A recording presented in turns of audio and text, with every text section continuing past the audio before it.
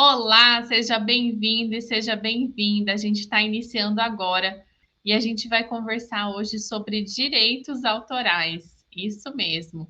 Esse tema que gera muitas dúvidas, muitas inquietações nesse universo digital. Será que tudo que está disponível na internet de forma gratuita realmente a gente pode utilizar? Quando que a gente está infringindo a lei de direitos autorais e quando que a gente tem liberdade de usar materiais disponíveis na internet? São muitas dúvidas que envolvem uma legislação bem complexa e para essa videoaula eu trouxe uma convidada super especial, que é a professora Heloísa Portugal. A professora Heloísa é advogada e professora do curso de Direito do campus de Três Lagoas, da Universidade Federal de Mato Grosso do Sul. Ela possui mestrado e doutorado em Direito, é vice-líder do Grupo de Pesquisa, Inovação, Inteligência Artificial e Desenvolvimento Humano, atuando nos temas de educação, direito empresarial, inovações tecnológicas e direitos humanos. É professora de Direito Digital e Tecnológico e membro da Comunidade Internacional de Direito Digital. E desde já eu quero agradecer a professora Heloísa por ter gravado esse vídeo e ter disponibilizado esse conteúdo tão importante para você ter acesso e ficar sabendo sobre todos os detalhes que envolvem a questão dos direitos autorais. Vamos lá assistir o vídeo da professora Heloísa? O direito autoral é muito importante na nossa vida, que a gente tenha uma educação em direitos autorais, que nós passemos a entender os direitos autorais como algo do cotidiano de nossa vida, que o direito autoral está presente no nosso cotidiano, nas nossas vidas e nas nossas profissões no dia a dia. Então, é fundamental que a educação do direito autoral seja ampliada em todos os níveis, independente se você exerce uma profissão diretamente ligada como professor, né, por exemplo, em que há necessidade de nós utilizarmos várias obras artísticas e literárias, né, ou que você não exerça nenhuma profissão diretamente ligada, mas que você vai estar trabalhando com esses conceitos. Por exemplo, se você recebe o que hoje a gente chama de meme, né, de várias figuras, ou de fotografias, ou mesmo do presidente da República, em que você faz algumas alterações na imagem, você será violando os direitos autorais? Então, esses valores básicos é muito importante para a educação do direito autoral. E ele tem a sua gênese, né, a sua criação, ele faz parte do grande grupo chamado propriedade intelectual. Então, o direito intelectual, ele compreende a gênese dos direitos autorais, dos direitos industriais, conhecido como os segredos das indústrias, etc. Né? Então, eles fazem parte do que no direito chamamos de bens intangíveis, né? São os conteúdos imateriais. Intangível significa o quê? Significa aquilo que a gente não pode tocar. Né? Então, são aqueles bens de conteúdo abstrato, como o nome, né? Como as criações dentro dos direitos autorais. Uma música, por exemplo, é um bem intangível e faz parte do conteúdo de direito autoral. Então, o direito do autor, ele vem a ser aquela área que regulamenta todas as relações jurídicas, né, decorrentes da criação intelectual, da utilização de obras, né, e que pertence ao campo da literatura, arte e ciência. E eles fazem parte do que chamam a propriedade intelectual. Então, para que a gente possa ter uma visão de onde se encontra o direito do autor, dentro do chamado propriedade intelectual, né, nós trouxemos esse esquema para que a gente possa identificar aonde ele está. Né? Então, verifica. Nós temos a propriedade intelectual. O que vem a ser a propriedade intelectual? Ela vem a ser a soma de todos os direitos relativos a obras literárias, artísticas e científicas, interpretação dos artistas, intérpretes, execução de artistas de várias situações de música, composições, etc. Fonogramas, emissões de radiodifusão. Por exemplo, se você cria um jingle para alguma campanha publicitária, ou mesmo campanha eleitoral, esse jingle ele faz parte do chamado propriedade intelectual. As invenções, né, de todas as formas possíveis, invenções humanas, né, descobertas científicas, desenhos, modelos industriais, marcas industriais, comerciais, de serviço, as firmas, né, comerciais, denominações, né? Então, o nome, por exemplo, de uma grande empresa, McDonald's. McDonald's faz parte do conjunto de propriedade intelectual. Né? Então, isso tudo, né, essa soma de todos os direitos inerentes à atividade intelectual é que compõe a chamada propriedade intelectual. Né? Então, essa propriedade intelectual ela se divide em propriedade industrial e o direito do autor. A propriedade industrial vem a ser as marcas, patentes, desenhos industriais e a repressão à concorrência desleal, e o direito do autor vem a ser a propriedade literária e científica e a propriedade artística. Né? Então, o que nós vamos ver a partir de agora é essa parte do direito do autor especificamente. Ele está alocado dentro do conteúdo de propriedade intelectual. E é importante também nós ressaltarmos que a propriedade intelectual ela não nasce no Brasil. A proteção legal da propriedade intelectual, se vocês não conheciam ainda, olha só, ela vem desde 1883, pela Convenção de Paris. Então, já em 1883, houve uma preocupação de proteção, né, da propriedade intelectual, das criações, e aí vários tratados internacionais seguiram ao longo dos anos na proteção no âmbito internacional da propriedade intelectual. No Brasil, essa proteção ela vem com a Constituição Federal de 88 e que decorrem várias legislações, né, na sequência, sobre a propriedade intelectual. E aí nós temos, desde a Política Nacional de Informática, criada em 84, a Lei da Informática, a Lei da Propriedade Intelectual, que é decorrente de um tratado internacional de propriedade intelectual.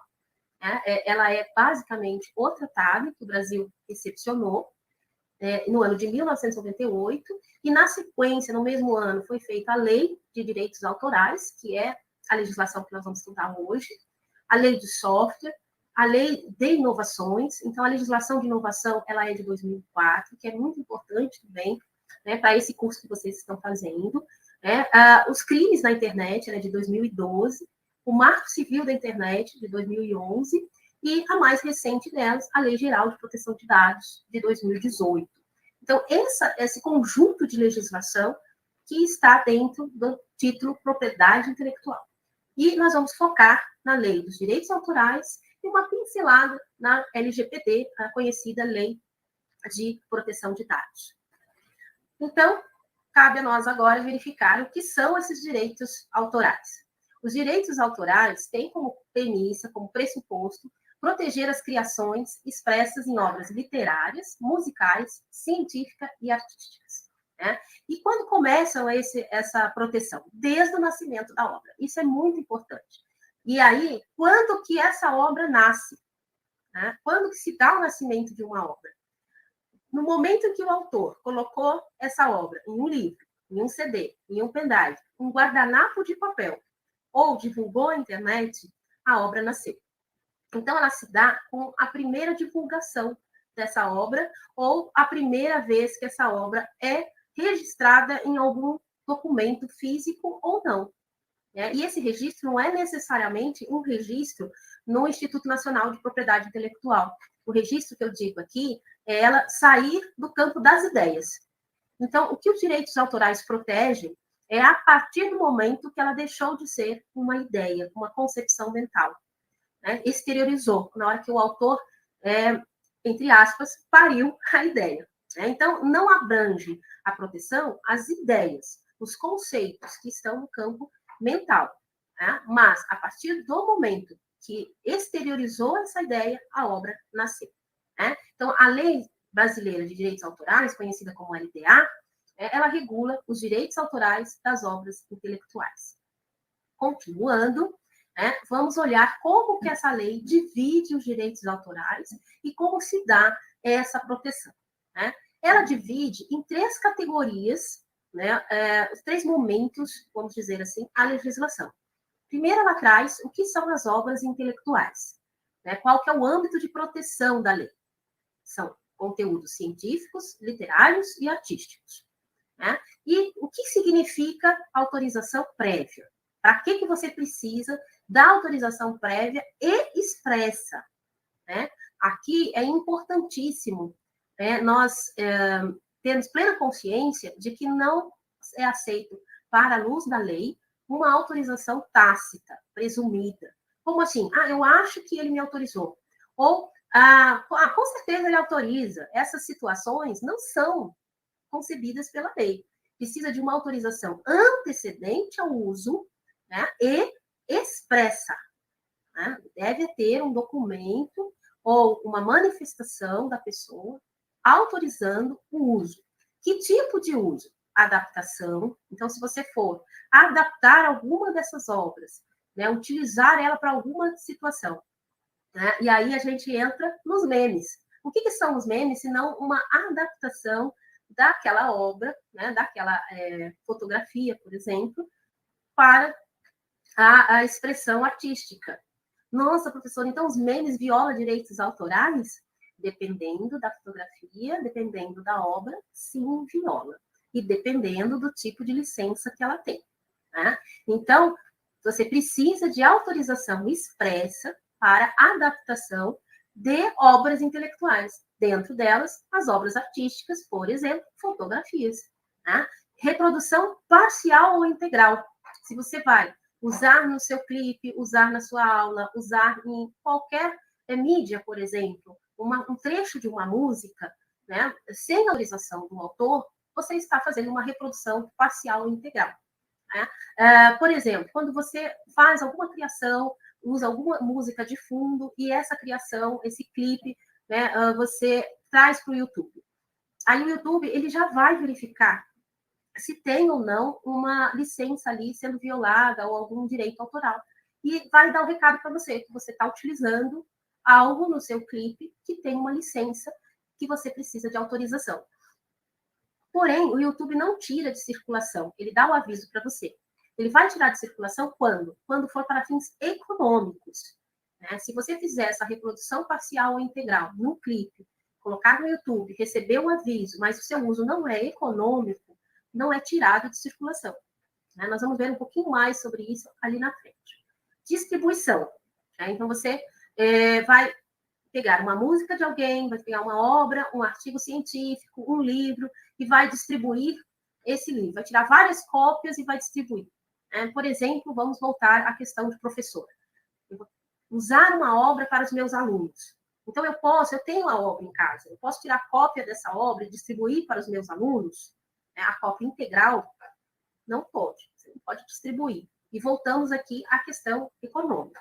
Né? Se houver um fim econômico, aí a sanção é maior ainda. Né? Editar a obra.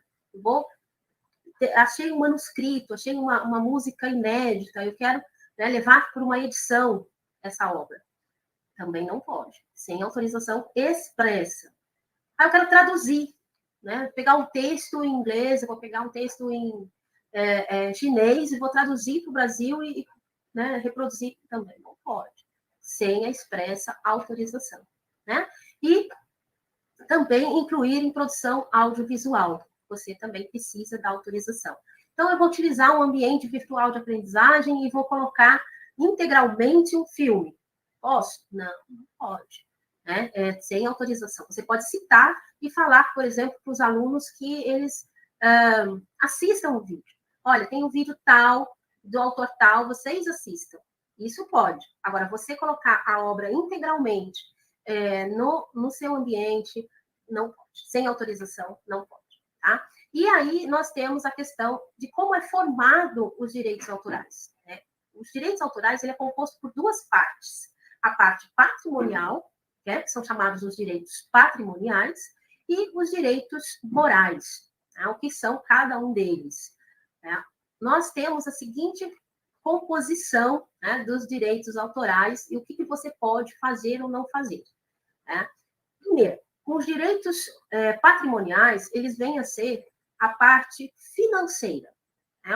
Quando você pode comercializar a obra, né? Você como autor, você pode reter lucro dessa sua criação. Né? Os direitos patrimoniais do autor. E os direitos morais, né? São os direitos do autor que são indissociáveis. Né? A gente já fala que ele é inalienável né? E não pode vender, trocar, substituir, ele é inalienável. O direito, esse inalienável significa que você não, ele está grudado em você, você não pode, né, dispor desse seu direito. É como a vida é um direito inalienável, você não pode deixar de viver, é um direito dever. Ah, professora, eu não posso me suicidar? Não, não pode se suicidar, né? O direito da vida você não pode dispor. E a mesma coisa do direito moral do autor. Uma vez que você é autor, esse direito está tatuado em você. Né? E o que você pode fazer? Você tem direito de quê? Você tem direito de assegurar a integridade da obra.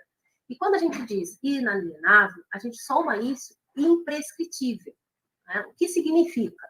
Significa que a qualquer tempo, o tempo não retira o seu direito moral. Né? Tem aquela situação da obra que entra em uso coletivo, em domínio público. O que é isso? Continue assistindo, que já já nós vamos falar sobre isso. Né? Então, do ponto de vista do direito de autor, a parte moral, o tempo não interfere. A qualquer tempo, o autor, né, pode assegurar a integridade da obra.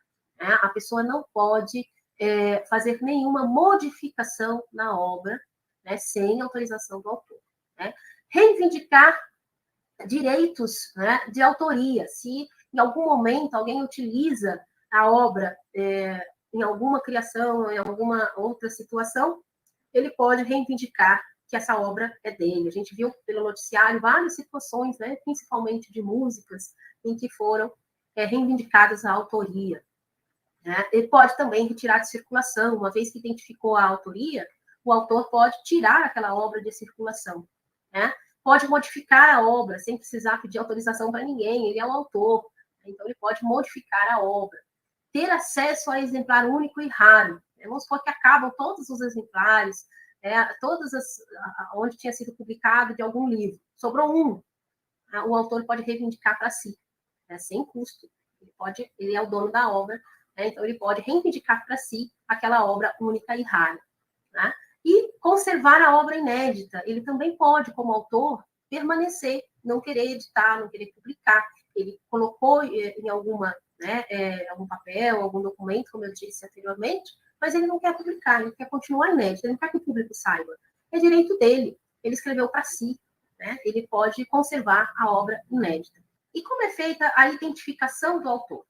O autor pode se identificar através de um signo, uma imagem, uma assinatura específica dele, ele pode criar esse signo para identificar o autor.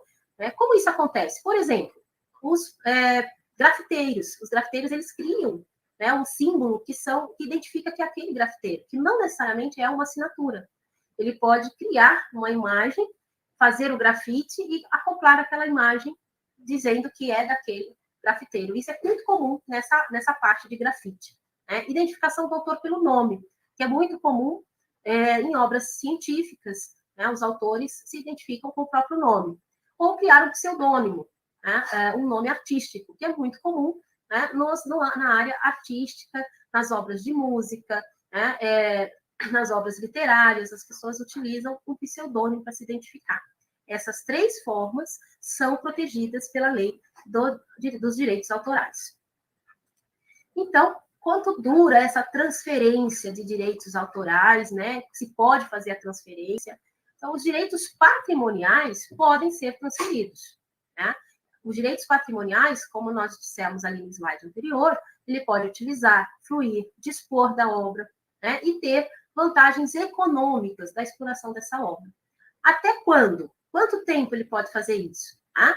Pode fazer isso, né, até quando tem 70 anos contados a partir do 1º de janeiro subsequente do falecimento do autor, em que a família continua recebendo os direitos patrimoniais. Como assim?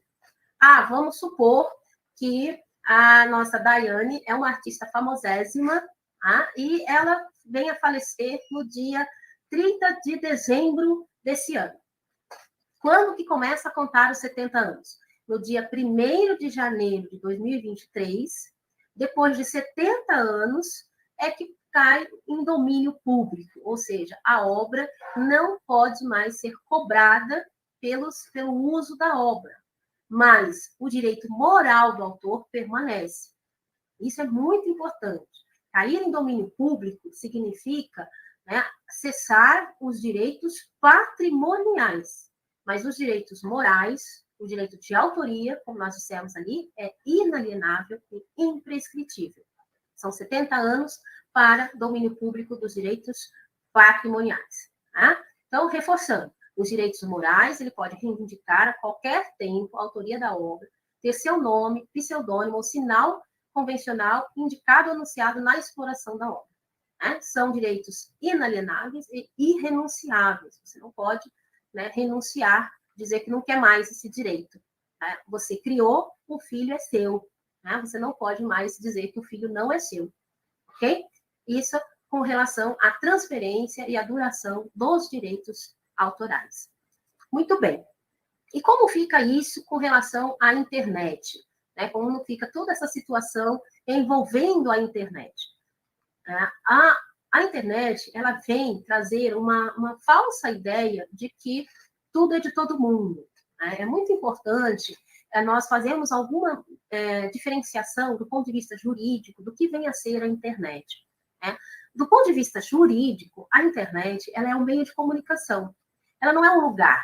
Né? Então, a gente usa aqui, eu fiz até proposital para chamar a atenção, proteção autoral na internet. Quando a gente utiliza esse na internet, nós estamos referindo a um lugar. E, juridicamente, é através da internet, ou por meio da internet, porque a internet é um meio de comunicação. Se nós colocarmos juridicamente a internet como um lugar, né, ela teria que ter uma legislação específica do que acontece neste lugar chamado internet. Vamos fazer um paralelo com relação a país. Né? Quando nós falamos no Brasil, nós estamos, né, fazendo uma referência de lugar, e esse lugar, Brasil, ele tem um ordenamento jurídico, ele tem uma organização legislativa própria, né? E tem a sua organização enquanto essa instituição chamada Estado. Então, se nós fazermos esse paralelo com a internet teria que ter também um ordenamento para ela, dela, porque ela seria um lugar, ela teria que ter um governante, ela teria que ter algum tipo de estrutura organizacional com relação ao lugar. Então, quando nós pensamos na internet como um lugar, deve ter uma estrutura, uma organização, né, uma gerência, vamos colocar assim, similar a um governo. E isso não existe. Né? A internet ela é um meio de comunicação. Por mais que seja abrangente, por mais que seja, né, universal praticamente, e que dê a sensação de lugar, né, não podemos confundir juridicamente. A internet é um meio de comunicação.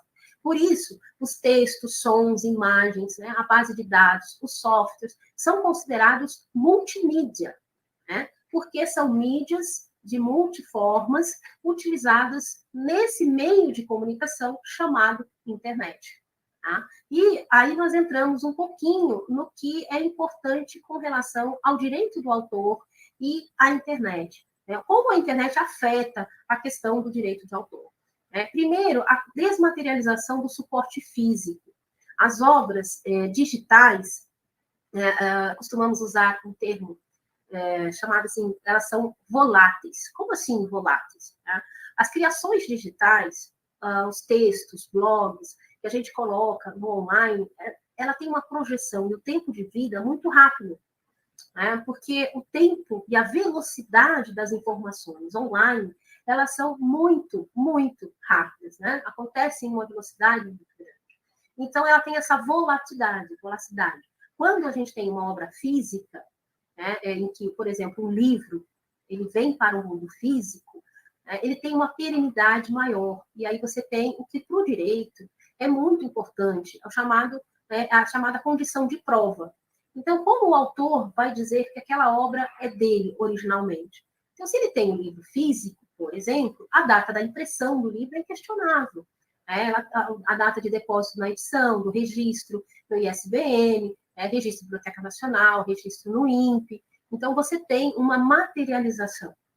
Quando você não tem isso, e vamos supor que você fez uma criação, postou um blog ou uma coluna, e esse site saiu do ar. não existe mais. Como você vai fazer prova, né, que aquele texto, que aquela criação é sua?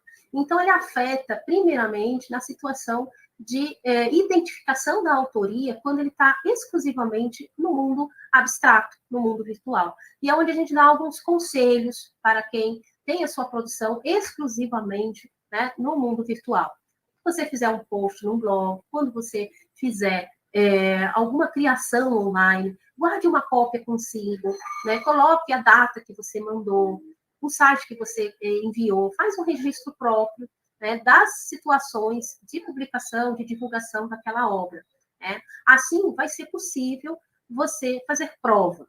Né? Sabe aquele ditado? Que não basta ser, né, honesto, tem que parecer honesto?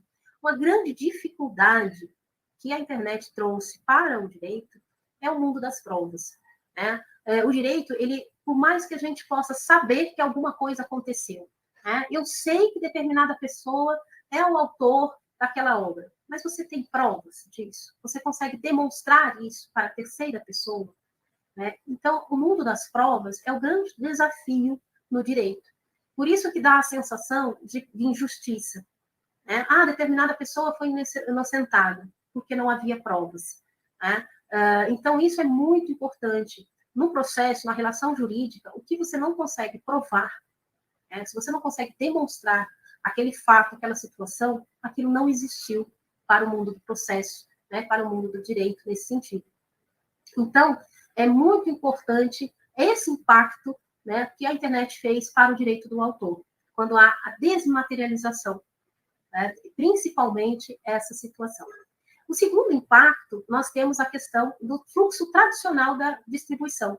Né? Então, geralmente, como é que era feito? Existia um editor, existia um agente, existia alguém que faz, né, a distribuição da obra para o seu público, seja ela uma obra literária, seja ela uma obra artística, seja ela uma obra científica. Sempre tem aquela, tinha, né, necessariamente, a figura do editor, a figura da distribuição, do distribuidor dessa obra. Né? Com a mudança, a internet altera esse fluxo tradicional. Então, o fluxo ele passa a poder ser autor-usuário diretamente. Então, hoje nós temos, né, os chamados influencers. Eles são autores? São autores. Ele está falando diretamente com quem? Com o usuário. Nós temos as pessoas que fazem conteúdo científico via YouTube. Com a pandemia, por exemplo, as aulas se tornaram online. E essas aulas são todos conteúdos, né, científicos protegidos pelo direito do autor. E que foram para o YouTube, que foram de várias formas, em várias plataformas. Né? Isso é a conversa direta do autor com o usuário. Né? E aí essa distribuição elimina o editor. Nós, professores, por exemplo, nos tornamos editores. Aprendemos a editar vídeos para colocar online, a editar podcasts, enfim, vários tipos de conteúdo. E também tem a forma de distribuição usuário-usuário. Eu, como usuária, posso, por exemplo, olha, Daiane, eu vi esse vídeo, que legal, vou mandar para você. Né? E manda o link do YouTube, né, para a Daiane, por exemplo, para que ela veja também aquele conteúdo. Eu, usuária, fui a distribuidora do conteúdo. Né? Então, esse fluxo tradicional de distribuição, ele quebra.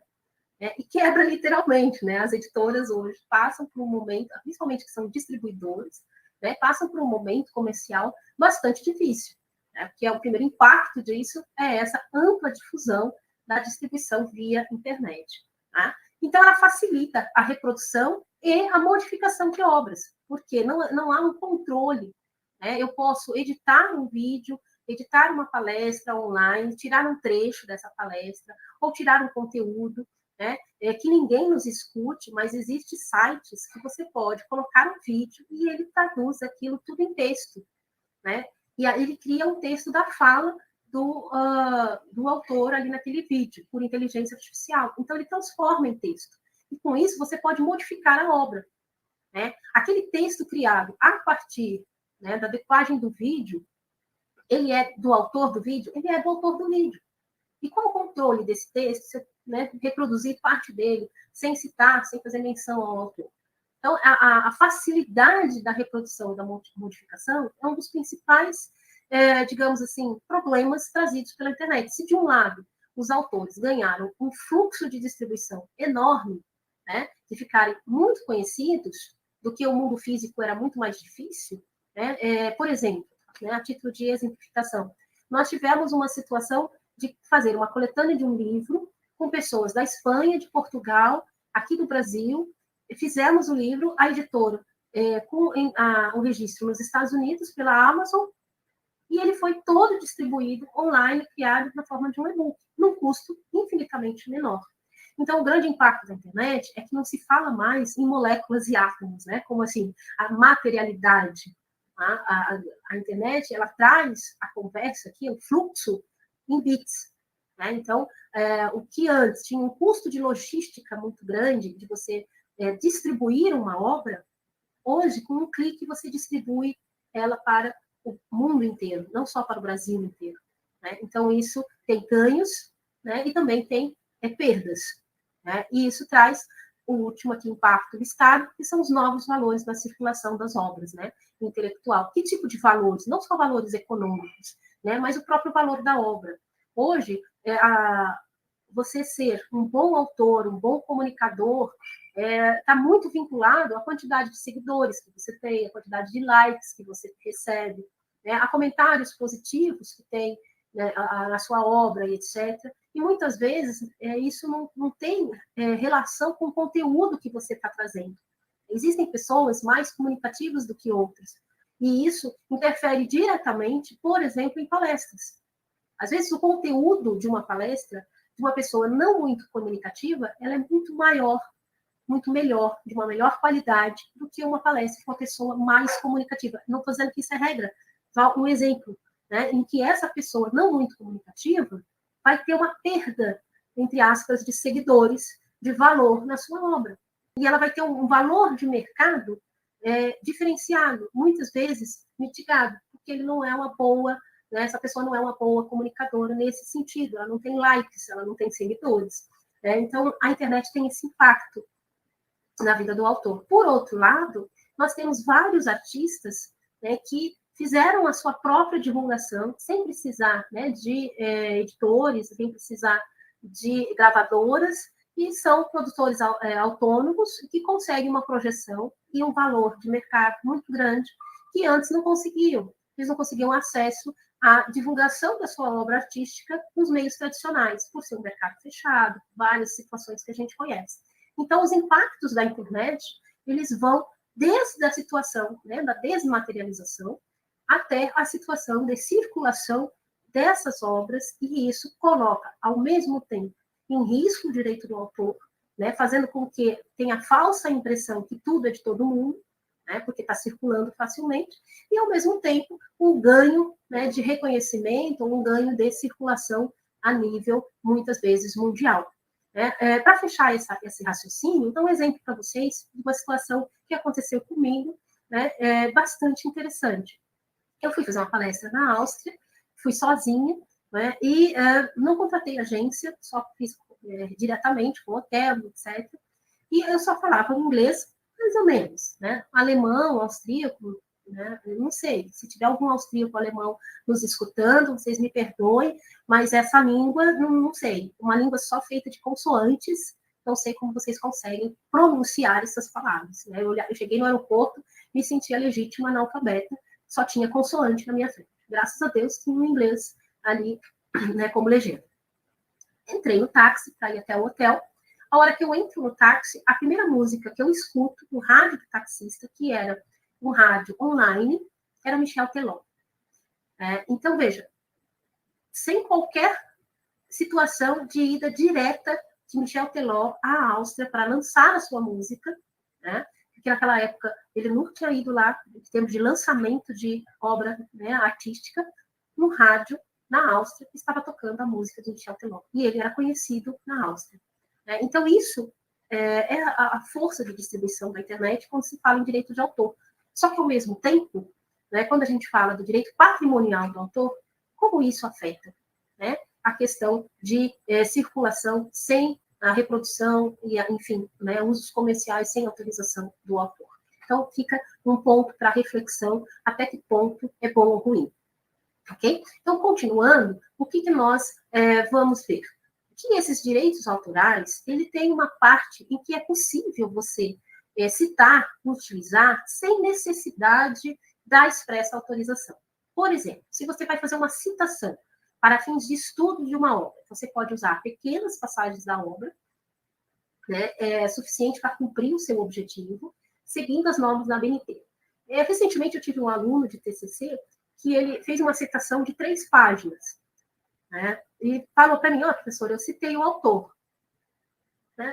Não é bem o conceito de pequeno, né, passagem da obra. Não é esse o conceito de 3 páginas. Ele colocou aspas na primeira página, colocou aspas depois das 3 páginas e citou o autor.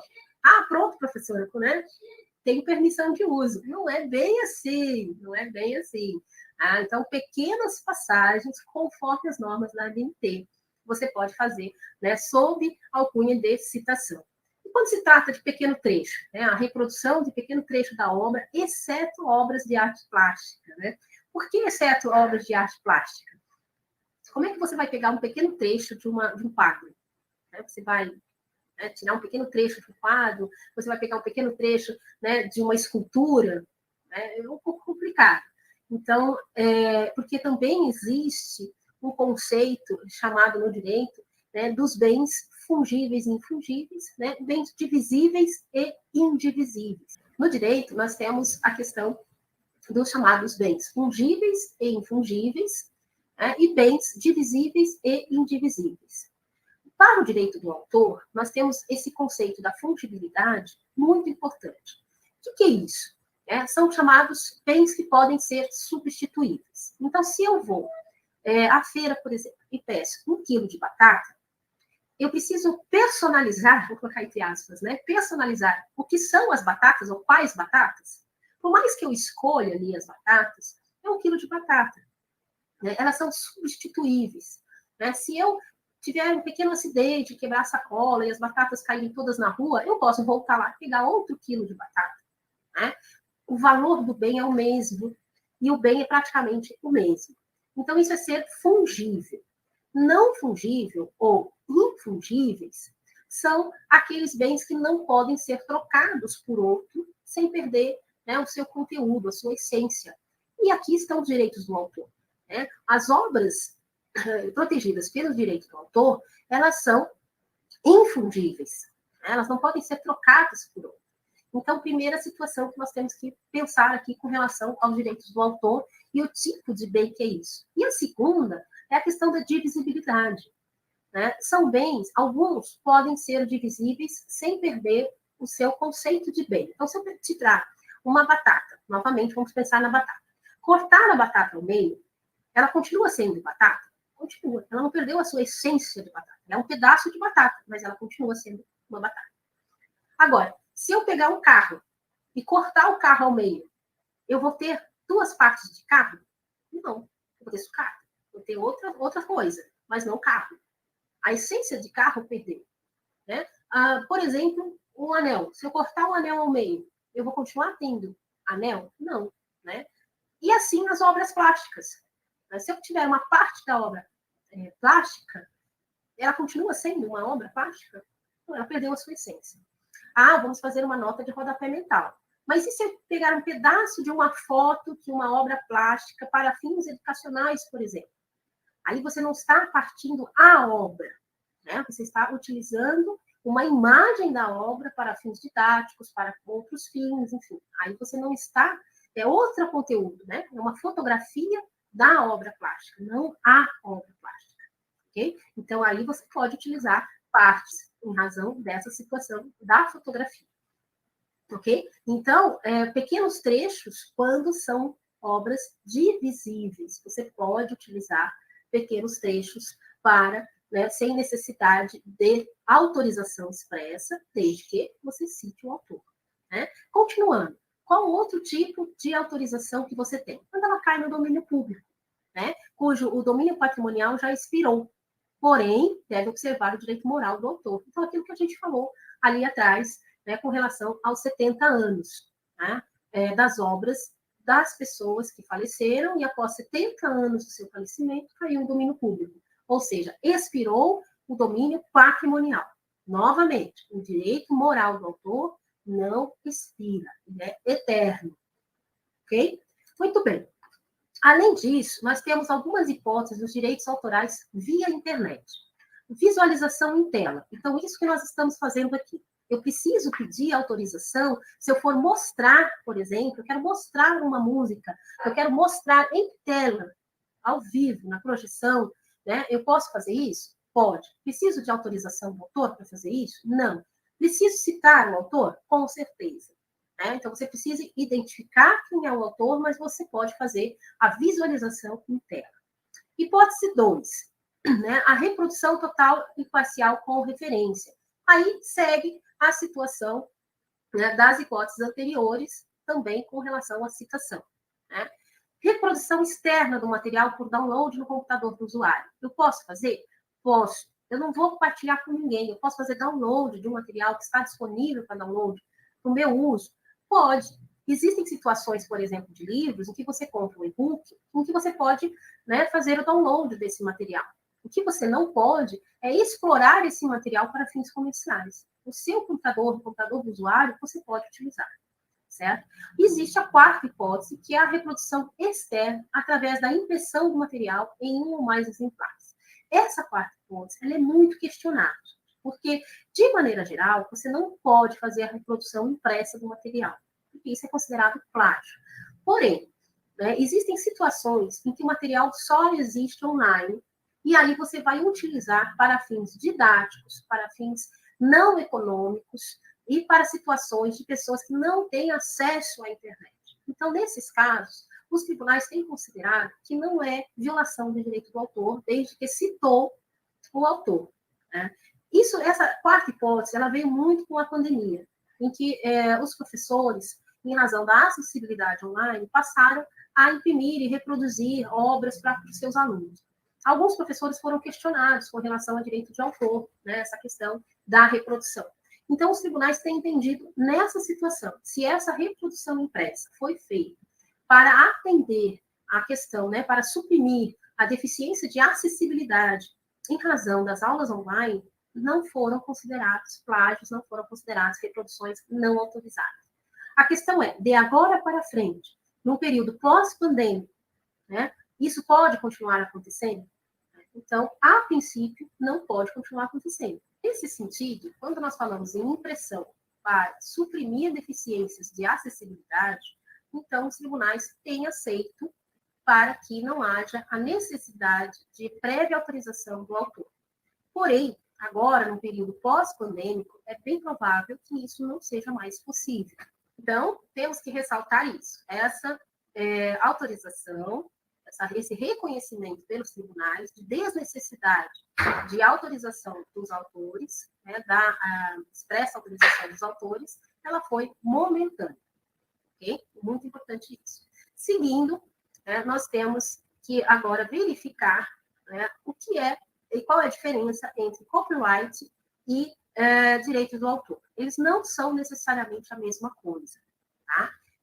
Primeiro, nós temos o direito à cópia, especificamente a reprodução. Então, o copyright é a autorização de reprodução, cópia do material.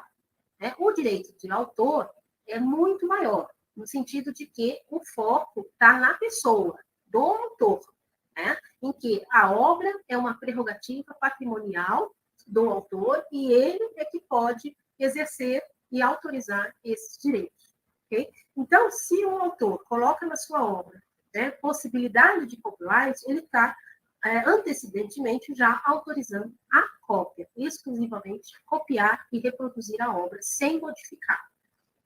O plágio, ele vem a ser o ato, né, de se apropriar, de assinar ou apresentar uma obra de qualquer natureza como se fosse sua.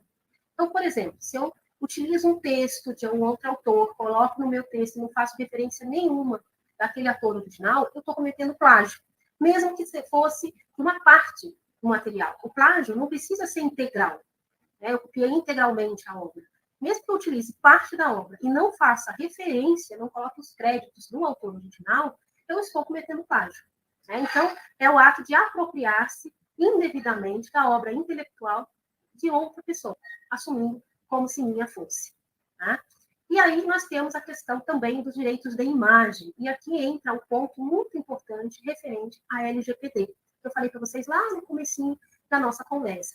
A Lei Geral de Proteção de Dados, ela vem trazer um conteúdo muito abrangente sobre a proteção de dados. Então, ela abrange todas as pessoas, né? Então, ela é para todos aqueles que são titulares de dados. E protege esses dados, dividindo esses dados em dois tipos. O primeiro tipo são considerados dados pessoais, então RG, CPF, né, nome, são considerados dados pessoais, e os dados considerados sensíveis. O que são dados sensíveis, né, para a Lei Geral de Proteção de Dados? São aqueles dados que são possíveis de identificar raça, etnia, religião, né, orientação, gênero. Então, são situações em que é possível identificar essas características, essas situações das pessoas. E as fotografias são consideradas dados sensíveis. Por quê? Porque, através de uma fotografia, você consegue identificar, né, muitas características dessas pessoas, por exemplo, né, a questão da etnia.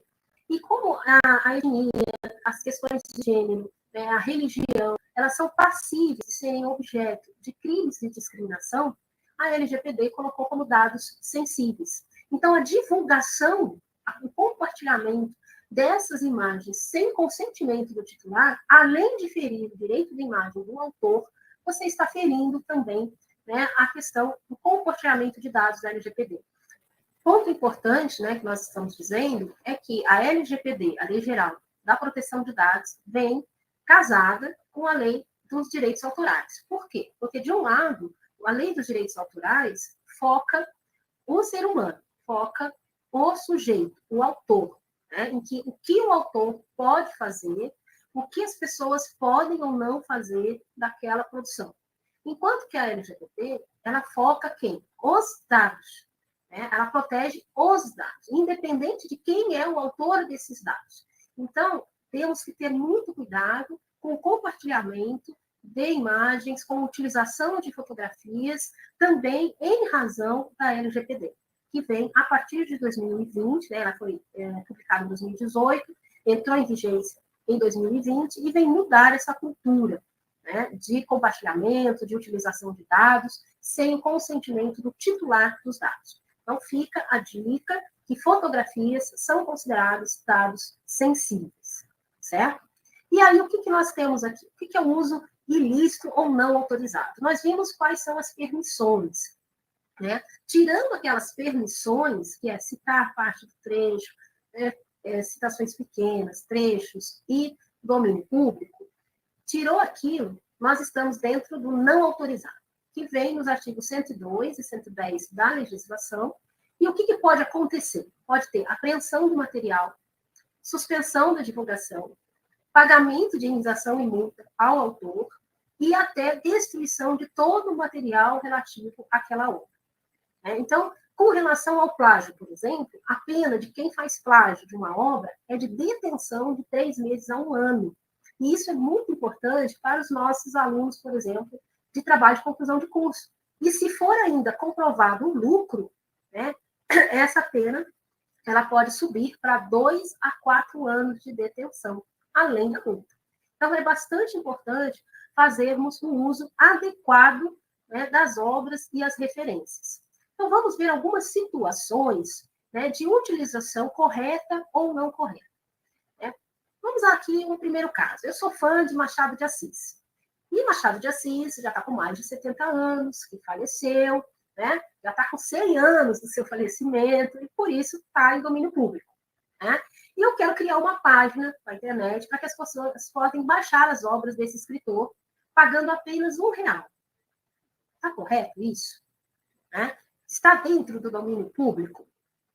Está dentro do domínio público. De fato, as obras de Machado de Assis, sem dúvida nenhuma. Só que não pode lucrar. Ah, mas é R$1. Mas é dinheiro, é lucro.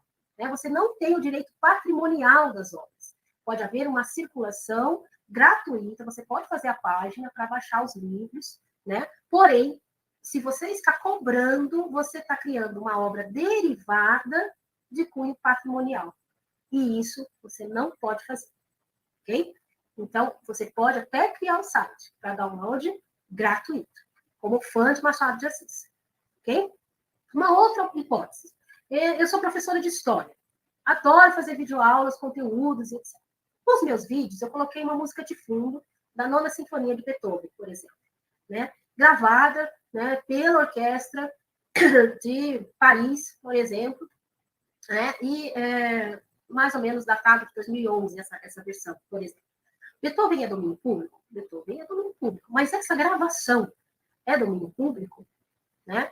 Essa gravação não, porque essa gravação está datada de 2011. Né? Então, a gravadora, ela possui o que é chamado de direito conexo. Né? Ela gravou uma obra de domínio público com autorização, né? E impede que qualquer outra pessoa utilize a obra derivada da obra de Beethoven.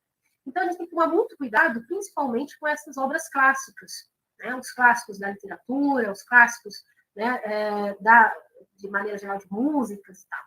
Olhar a versão que você está utilizando. Se a versão utilizada ela é anterior, né, há 70 anos, está realmente em domínio público, ou se essa gravação, ela, apesar da obra original estar em domínio público, essa gravação ela é posterior, então ela se caracteriza como direito conexo. Okay? Uma outra situação, por exemplo, montei a apresentação de slide. Né? E nesses slides eu uso vários ícones, né, imagens, para deixar mais bonitinho. Tudo bem? Né? Depende. Se você tirou esses ícones de um banco de imagens livres, né, de licença livre, por exemplo, tem o Icon Finder e outros, então não tem problema nenhum, né? De direitos autorais. Depende. Tá? Se você retirou tudo isso, né, de imagens com termos disponibilizados pelo banco de imagens, você tem que olhar cada termo e como você pode ser usado. Não é simplesmente você ir lá no banco de imagens e olhar e pegar. Você tem que ver quais são os termos de cada imagem que te dá direito a utilizar cada imagem. Ai, professora, que complexo, quanto 9 horas, mas é um direito do autor. Né? O autor daquela imagem, o autor daquela obra se verteu, né? Teve um trabalho naquilo. Você não pode violar esse direito do autor, certo? Uma outra situação, do ponto de vista de monografia, né? Usei pequenas passagens de artigos e livros, fiz a citação direta, né? Citei, inclusive, a página. Tudo ok? Tudo conforme a BNT? Está certo isso? Isso está certo. Está certinho. Né? Você utilizou a referência de pequenos trechos, indicou, inclusive, a página da qual você tirou. Tá? E um último exemplo, eu quero utilizar uma música, né? E vou traduzir para uma outra língua. Por exemplo, peguei uma música do Roberto Carlos e vou usar, eu sou professora de espanhol, e vou traduzir essa música na aula. Se eu utilizar exclusivamente na aula, ok, tudo bem. Né? Que entra naquela situação de reprodução para a aula. Agora, se eu quero publicar no material didático, né, com a letra feita na tradução, posso? Não. Tradução, lembra lá no começo, precisa de autorização do autor, certo? Então, esses foram alguns exemplos de utilização de direito de autor, né, com ou sem citação, para que a gente possa ter um parâmetro do que a gente pode utilizar. Ok? Então, de maneira geral, vamos respeitar aqui o direito do autor, vou mostrar a vocês as referências que nós utilizamos para o nosso material. Né? Basicamente, utilizamos, né, as leis diretamente na legislação, né, tanto a lei do autor quanto a lei de propriedade intelectual, e um livro sobre o direito autoral à internet, né, na verdade é um artigo que está disponível para nossa consulta, de Jane Rezinda Oliveira. Ok? Eram essas as observações, espero que vocês tenham, né, tido acompanhamento e tenham gostado, espero ter sido claro, né, nesse complexo e, ao mesmo tempo, importantíssimo direito, que são os direitos de autor. Muito obrigada, professora Heloísa, foi uma aula incrível, a gente aprendeu muitos detalhes sobre a Lei de Direitos Autorais, e se você quiser saber mais detalhes, pode acessar o material de apoio que está disponível na descrição desse vídeo, você encontra os slides, as referências e mais um material de apoio que está disponível no nosso AVA. A gente fica por aqui e eu te vejo na nossa próxima videoaula. Até lá!